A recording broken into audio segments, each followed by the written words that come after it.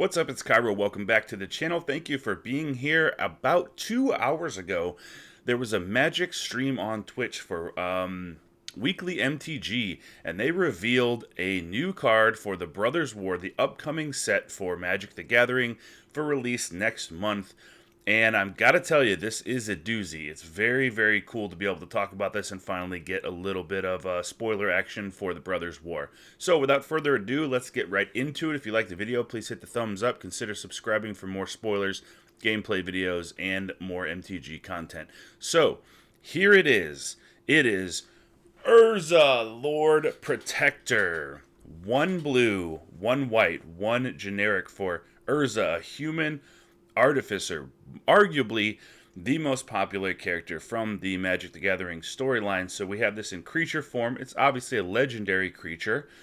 It has 2 power, 4 toughness, so right off the bat we know that this is going to be somewhat of a defensive creature. The static ability of artifact, instant, and sorcery spells you cast cost 1 colorless less to cast. That is absolutely massive. Effects like this are great, and I think it's going to be great, and this might usher in a new era of control, particularly Azorius or Esper control into Standard. By the way, I'm going to be talking mostly in regard to Standard in this video because that's what I play on MTG Arena, but I find it highly unlikely that this doesn't have a big effect on other formats as well. But there's more. 7 colorless mana. If you own both Urza, Lord Protector, and an artifact named the Might Stone and Weak Stone, exile them. Then meld them into Urza Planeswalker. Activate only as a sorcery. If you've been playing Magic for a long time, you know that Urza has never been a Planeswalker card, but we do have that. So let's see the flip side. Here he is in all his glory. Urza Planeswalker with the Might Stone and Weak Stone for eyes. And you'll see that he has quite a few abilities. He comes in with 7 loyalty. You can +2 to artifact, instant, or sorcery spells you cast this turn cost 2 generic less to cast. You gain 2 life. By the way, once during each of your turns, you may activate an additional loyalty counter of Urza Planeswalker. So you can do, and you can choose one of these more than once. Every turn, you get to do 2 of these. +1 to draw 2 cards and discard a card. So nice looting action there to find answers. 0, you can create 2 1/1 colorless soldier artifact creature tokens.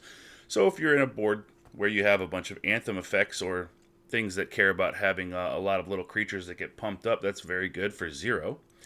-3, exile target non-land permanent.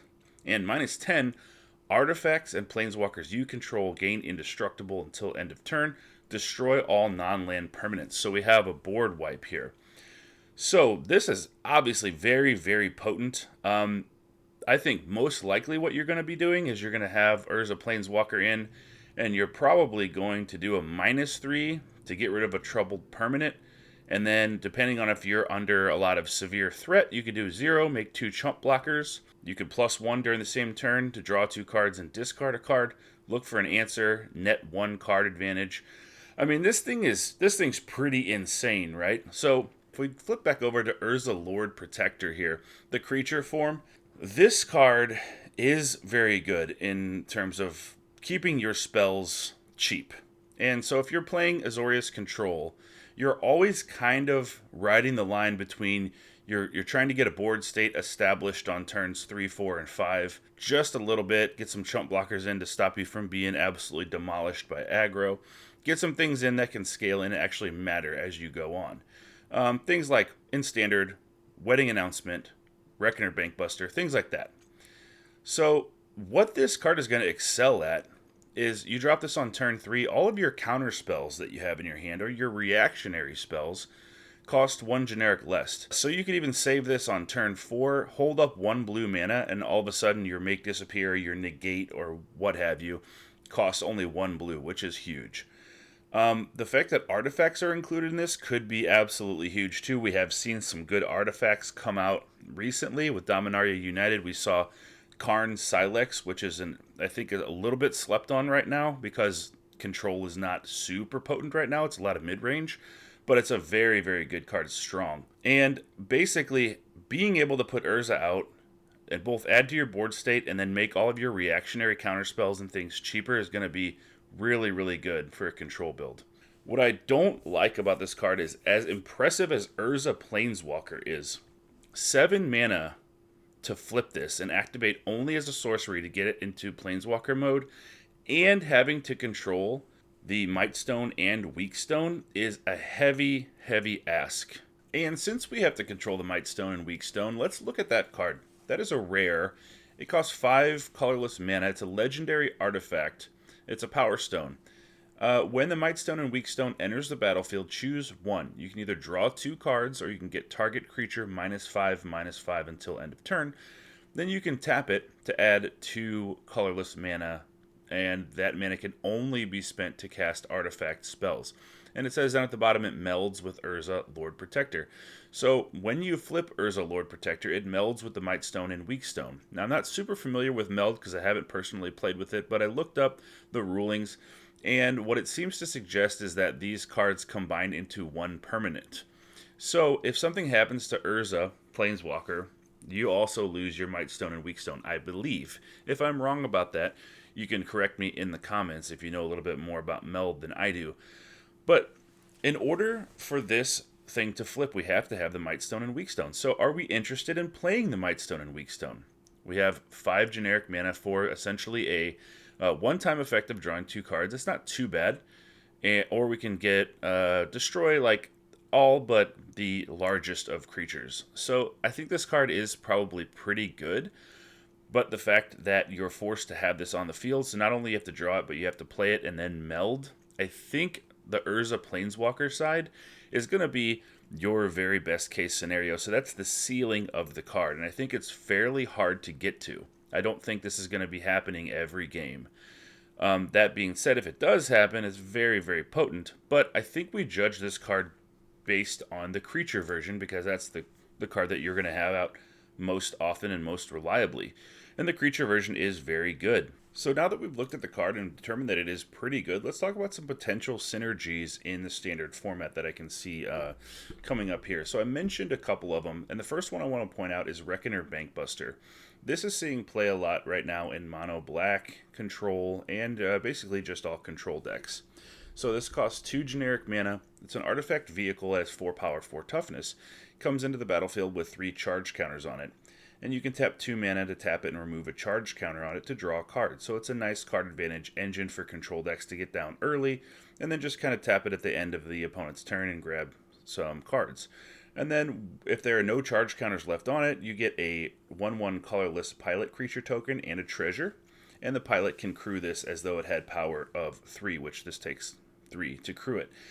So the synergies that I believe are going to be really cool here, if you can put down the Urza creature on turn 3, all of a sudden your Bankbuster costs 1. Then you can hold up some instants, and then you can basically just throw this down on turn 4, still have 3 mana to hold up to deal with any other threats on turns 3, 4, and 5. It's important that if you're in a control deck, especially blue, with counter spells, you don't want to tap out completely, and making the Bankbuster cheaper if you play it after Urza will be pretty good. We've done a lot of talking about control because that's the obvious application for this card, but I don't think a tempo deck is out of the question. Right now there is a very, very good mono blue tempo that focuses around the new card from Dominaria United, or at least new at the time of this recording, Haughty Djinn. Now it's 2 blue, 1 generic for a star 4 flying creature, and its power is equal to the number of instant and sorcery cards in your graveyard, and instant and sorcery spells you cast cost 1 less to cast. So with the obvious complication of this also being a 3-drop, it would probably be better if this was a little bit less powerful and was a 2-drop and still had this instant and sorcery spell cost reduction on it to fit in the deck, because it's going to be a little bit awkward having this in your hand and figuring out if you want to cast this or you want to cast Urza. But if you happen to have both of these on the field at one time, and we get some really powerful instant and sorcery win conditions from the Brothers War, we're going to see an insane cost reduction here with these. So you're talking about 1 blue, 2 generic spell costing 1 blue instead. So Urza is cheap enough that I think he'll be at home in some Azorius tempo decks.